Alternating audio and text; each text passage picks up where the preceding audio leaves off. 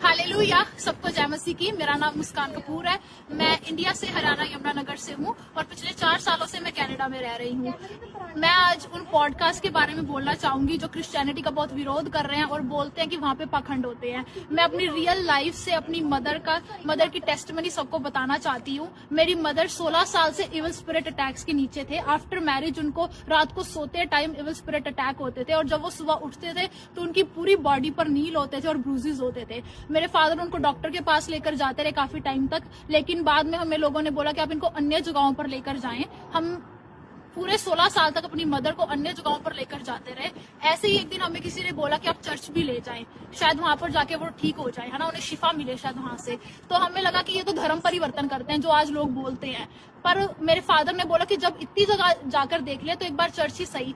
जो चीज 16 सालों में नहीं हुई वो चर्च में एक बार जाते ही हो गई। मेरी मदर 16 साल में पहली बार रात को सही से सोए, चैन से सोए और उनको जब वो सुबह उठे तो उनको कोई बॉडी पर ब्रूजेस नहीं थे। मैं आप लोगों को यही बोलना चाहूंगी कि आप बोलने से पहले आप एक बार सोचें कि आप बोल क्या रहे हैं और थोड़ा कॉमन सेंस लगाएं। आपके पॉडकास्ट देखकर हमें इतना तो पता चल गया कि आप लोग बहुत समझदार हैं, तो थोड़ी समझदारी और दिखाएं और डिटेल्स में जाकर देखें। आप लोग बोलते हैं कि आपको पैसे मिले हैं। जब आप किसी शराबी को देखते हैं जो बहुत ज्यादा एडिक्शन के नीचे है और वो घर जाकर मारपीट करता है या गाली देता है अपनी फैमिली को, और जब वही आदमी चर्च में जाकर ठीक हो जाता है तो आप लोग बोलते हैं कि उसको पैसे मिले हैं। इतने पैसे लाएंगे कहां से चर्च वाले? पहले आप ये सोचें। अगर हमें पैसे मिले होते तो हम कनाडा क्यों आते? हम इंडिया में अपनी लाइफ अच्छे से जीते। और अगर कनाडा आ ही गया तो हम लोन लेकर क्यों आते? हम इजिली आ जाते। हम इतना लोन लेकर कनाडा में आए, स्ट्रगल कर रहे हैं। पर परमेश्वर की दया है हम पे, पिछले 4 सालों में उसने हमें बहुत अच्छे से रखा हुआ है। हम देखते हैं यहाँ पर आकर बच्चे कैसे अपने माँ बाप से अलग होकर पाप में चले जाते हैं और फिर बाद में डिप्रेशन में चले जाते हैं। लेकिन खुदा की दया हम पे, इस कंट्री में रहकर भी हम उसके नाम को इज्जत, महिमा और जलाल देते हैं। हम अपने स्पिरिचुअल फादर की गाइडेंस के नीचे है, उनको फॉलो करते हैं। जैसे बाइबल कहते हैं कि चख कर तो देखो कि यहोवा कितना धन्य है।